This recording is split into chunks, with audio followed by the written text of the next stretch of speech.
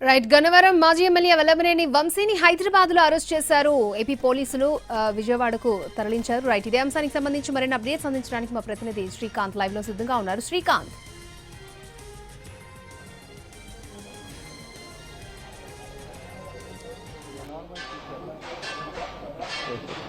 తీసుకెళ్ళి కేసు ఎక్కడ?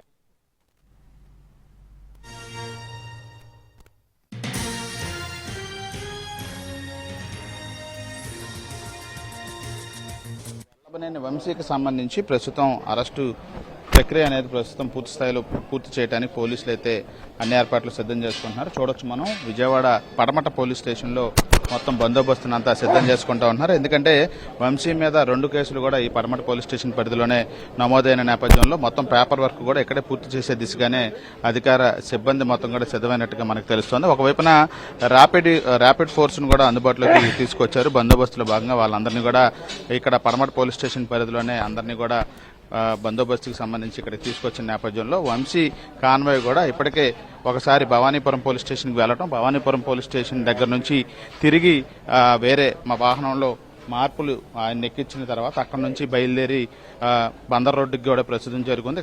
కమాండ్ కంట్రోల్కి వంశీని తీసుకెళ్తారా లేకపోతే నేరుగా పడమట పోలీస్ స్టేషన్కి తీసుకొస్తారా అనేది అయితే కొంత సందిగ్ధమైతే నెలకొంది. పోలీసులు ఎటువంటి వివరాలు కూడా చెప్పడానికి ఇష్టపడలేదు. చూడొచ్చు మనం రోప్ పార్టీని కూడా సిద్ధం చేసుకుంటున్నారు. ఎందుకంటే వైసీపీకి సంబంధించిన మద్దతుదారులందరూ కూడా పడమట పోలీస్ స్టేషన్ దగ్గరకే పెద్ద ఎత్తున మోహరిస్తున్న నేపథ్యంలో వీళ్ళందరూ తాకిడి వల్ల కొంత లాండ్ ఆర్డర్ ప్రాబ్లం ఏమన్నా వస్తుందా అన్న ముందు జాగ్రత్తల్లో భాగంగా మొత్తం పోలీసు బందోబస్తును అయితే పడమట పోలీస్ స్టేషన్ దగ్గరికి అయితే పోలీసు ఉన్నతాధికారులు అయితే డంప్ చేసినట్టుగా మనకి అర్థమవుతుంది. ఒకవైపున ర్యాపిడ్ ఫోర్స్తో పాటు మరోవైపు లాండ్ ఆర్డర్కి సంబంధించిన సిబ్బంది మొత్తాన్ని కూడా విజయవాడ పడమట పోలీస్ స్టేషన్ దగ్గరికి తీసుకొచ్చిన పరిస్థితి. ఉన్నతాధికారులు అంటే డీసీపీ, ఏసీపీ స్థాయి అధికారులు ఒకవైపున పోలీస్ స్టేషన్లోనే ఉన్నారు.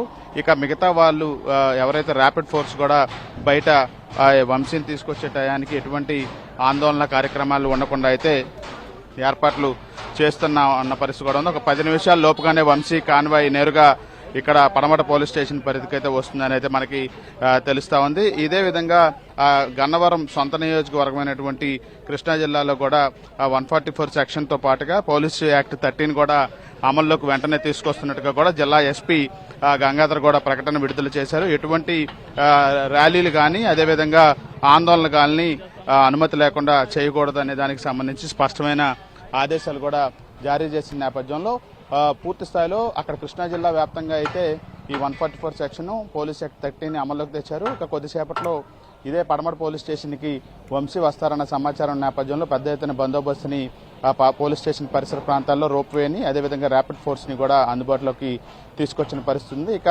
ఇప్పటికే వంశీ భార్యను కూడా కేసర టోల్గేట్ దగ్గర ఆమె వాహనాన్ని నిలిపివేసిన పోలీసులు ఆమెని హైదరాబాదు వైపు తీసుకెళ్లినట్టుగా అయితే మనకి తెలుస్తూ ఉంది. కొద్దిసేపట్లో ఈ పోలీస్ స్టేషన్కి తీసుకొచ్చిన తర్వాత పేపర్ వర్క్ అంతా పూర్తి చేస్తారు. పూర్తి చేసిన తర్వాతే వంశీకి వైద్య పరీక్షల నిమిత్తం ప్రభుత్వ ఆసుపత్రికి తీసుకెళ్లే అవకాశాలు ఉన్నట్టుగా మనకి తెలుస్తూ ఉంది.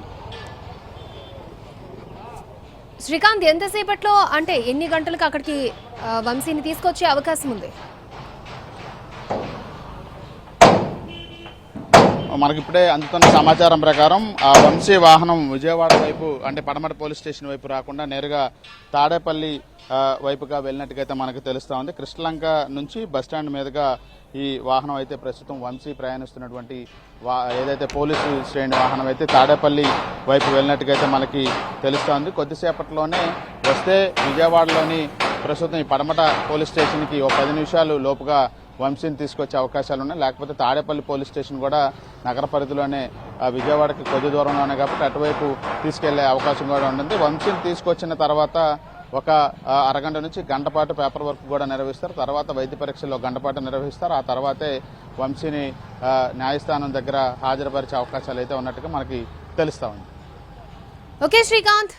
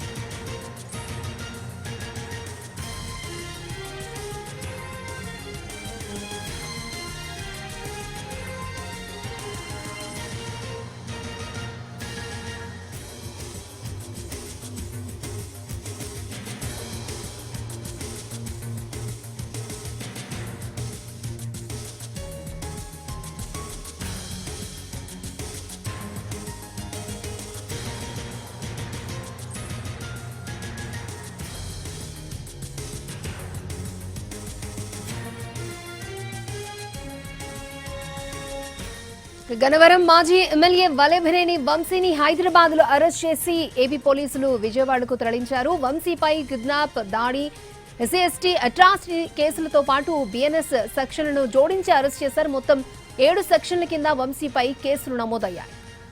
2023 ఫిబ్రవరిలో గన్నవరం టీడీపీ కార్యాలయంపై దాడి కేసులో మలుపులు, ట్విస్టులు కలిసి చివరికి వంశీ అరెస్టుకు దారితీసింది. వైసీపీ హయాంలో జరిగిన గన్నవరం దాడి ఘటనపై టీడీపీ ఆఫీసులో కంప్యూటర్ ఆపరేటర్ గా పనిచేస్తున్న సత్యవర్ధన్ పోలీసులకు ఫిర్యాదు చేశాడు. వీడియోలు, సీసీ కెమెరాల ద్వారా దాడి చేసిన వారిని గుర్తించిన పోలీసులు మొత్తం 88 మందిని అరెస్ట్ చేశారు. ఈ కేసులో A71 నిందితుడుగా ఉన్నారు వంశీ. దీనిని సుప్రీంకోర్టులో సవాల్ చేశారు వంశీ. ముందస్తు బెయిల్ కి సైతమైన అప్లై చేసుకున్నారు. ఇది విచారణలో ఉండగానే కేసు మరొక టర్న్ తీసుకుంది. ఫిర్యాదుదారుడు సత్యవర్ధన్ తనకు ఈ కేసుకు ఎలాంటి సంబంధం లేదంటూ ఎస్సీ/ఎస్టీ కేసుల ప్రత్యేక న్యాయస్థానంలో అఫిడవిట్ దాఖలు చేశారు. ఇది 2 రోజుల క్రితం జరిగింది. సత్యవర్ధన్ ని కోర్టుకు తీసుకొచ్చిన వంశీ అనుచరులు కేసును విత్డ్రా చేయించారని పోలీసులు అనుమానించారు. సత్యవర్ధన్ వెళ్లి వంశీని కలవడం, ఆ తర్వాత విశాఖకు వెళ్లిపోవడం చకచకా జరిగిపోయాయి.